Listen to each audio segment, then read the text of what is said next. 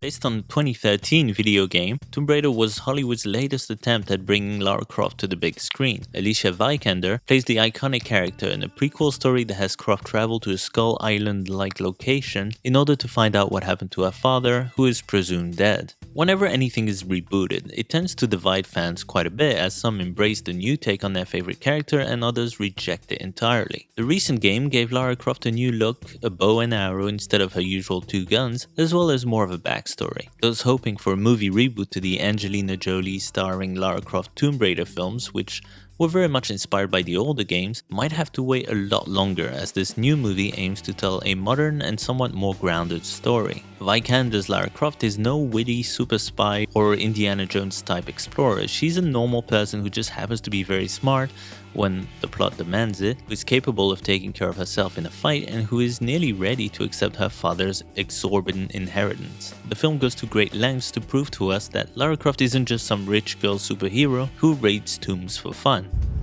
Croft?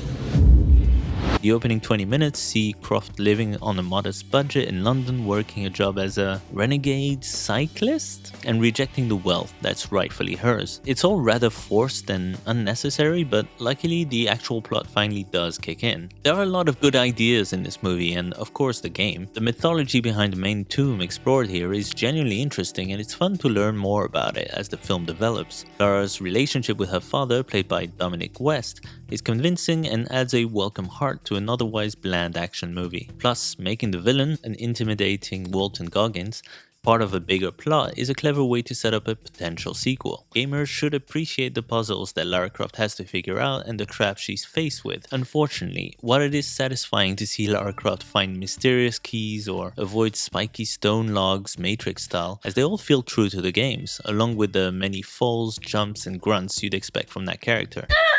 Those few moments are not enough to elevate what is a disappointingly vapid film to something above average. This is a surprisingly generic approach to a character that could easily command a genuinely iconic franchise. The action presented here mostly works, and you can tell there's a great story in there somewhere, but the film is bogged down by irritating filler, a weak script, a general lack of ambition, and a Lara Croft who may be worthy of a run-of-the-mill blockbuster, but who just isn't cool.